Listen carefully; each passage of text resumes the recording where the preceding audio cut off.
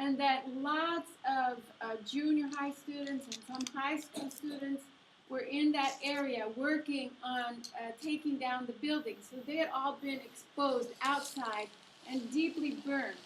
So all of them had jumped into the water to soothe their burns, and because they couldn't cross the bridge. 川の中で泳いでおりましたけど、だんだんと意識がよくわからなくなっていく。そして泳ぐのにも手も足もあまり動かないものを感じました。先生に言うと、先生が心配されるから我慢して一生懸命泳ごうと思って泳いでおりましたけど、川の中ほどまで行ってそこからはもう意識がなくなりました。So as I was swimming across the river along with my teacher, I felt like I was starting to lose consciousness. I couldn't get my limbs to move the way they needed to. And so I told my teacher, I can't move. By the time I got to the middle of the river, I told my teacher, I can't go on anymore. その思いで川の泳ぐことはできましたけど、だんだんと意識もなくなっていく。そしていつの間に川岸の上に置かれたのかわからない。全然意識がわかりませんでした。意識がなくなっていく。これは川の途中で。途中で、中ほどで。Okay, and I don't know exactly when, but at some point I had gotten weak enough and dizzy enough that I had practically lost consciousness. そしてやっとのことで岸に上がったわけですが、その時は意識不明ですので、何があったかわからない。とにかく気がついてみると、たくさんの人たちの中で兵隊さんに囲まれて、あなたは重症患者と言われたのを頭に入れております。And so, but somehow 先生の力で渡ることができる。Okay, so when I lost consciousness in the river, it was my teacher and other students who helped me get across. But since I was not conscious, I don't remember it very well. But I remember that we came up onto the bank, and there were soldiers there who were telling the severely injured what to do. そこで私は重症患者ということで、広島港に浮かんでいる金輪島という島に送られていきました。And I was considered one of the severely injured, so I was taken to an island called Kanawajima, which was the place where they were taking lots of the most heavily injured and heavily burned people. 島に着いてみると、今までとは違ったものを感じ、そして私はいろいろとどこに来たのかわからない。そしているうちに、あなたは重症患者でここに送られてきたということを教えてもらったわけですが、どういうふうな、どこやられているのかということも知らないし、あの時の怪我というのがひどい怪我をしましたけど、一つも痛くなかった。もう逃げるのが精一杯で痛みなんかは感じませんでした。Once I got to the island and I was lying on the floor, I wondered, what is this? Where am I?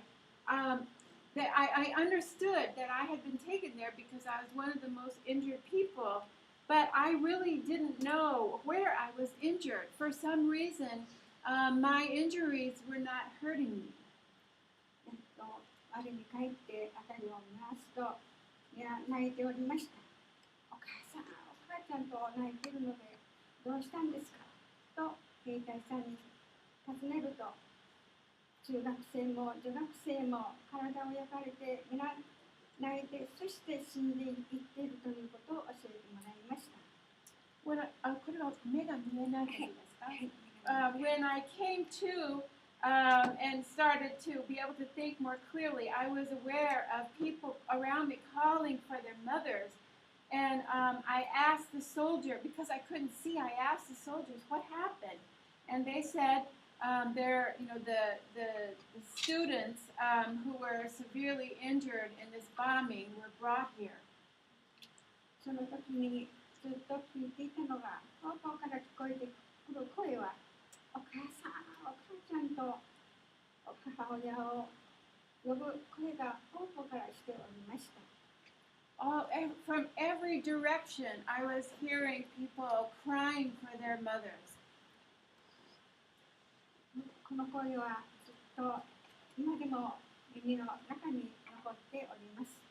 あの時に亡くなっていた人たちが朝元気で出ていて、そして家に帰ることもできないで、家で待っているお母さんを思い出して、お母さん、お母さんと皆訴えていたのではなかろうかと思います。Even now, I can still hear those voices in my head. And I think of all those girls who left their houses that morning in great condition and said, bye, see you later. And then they died, most of them, in that facility, never able to see their mothers again. その島に私は1週間おりました。家から誰か迎えに来てくれるのではなかろうかと一生懸命待ちましたけど、誰も迎えに来てくれません。心細くなった。おるときに遠くの方で父が来てくれたのは、原爆から5日経ったときに来てくれたわけで、そしてまた車があったら迎えに来ると言って帰ったままだったので、本当に待ち遠しい日々でした。So I was there in that place for 1 week. And I was all I was thinking of is, when is my family going to come and get me? I knew that we lived far enough away that my family should have been alive, and I just felt completely lonely and abandoned there. And then the 5th day that I'd been there, I was aware that my father came, and then he was able to get a vehicle or something to take me home. But it was just such an abandoned feeling for that week. 父によってたった一発の原子爆弾で広島市は焼け野原になって、そして妹は爆心地から700メートルのところの建物疎開で全身を焼かれて8月7日の朝亡くなったことも教えてもらいました。My father told me what had happened. He said it was just one bomb, one atomic bomb, turned this whole city into a burnt plain. And my younger sister, she was one of those mobilized students who'd been working outside. She was 700 meters away from the bombing, and she was burned down to her organs over her whole body, and she died before I could see her again. 私は早く家に連れて帰ってと言いましたけど、家に連れて帰る車がいないので、もうしばらく待ちよりと言って父は帰ってきました。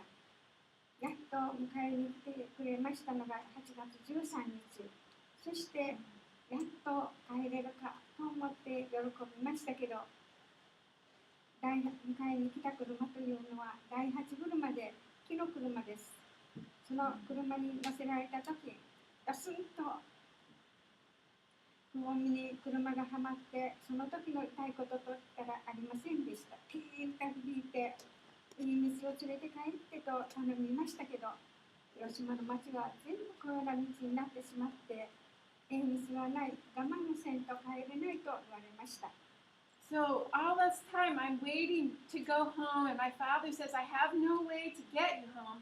Finally, on the 13th of August, he came back and he said, okay, I'm ready to take you home. But what he had to take me home on was a wooden cart. There was absolutely no shock absorbance, and it was, by this time, all my wounds were hurting me incredibly. So it was extremely painful. And I said to my father, can't you find a better road, road that's less bumpy? And he said, every road, this is a whole city of rubble. Every road I take you on would be just as bad.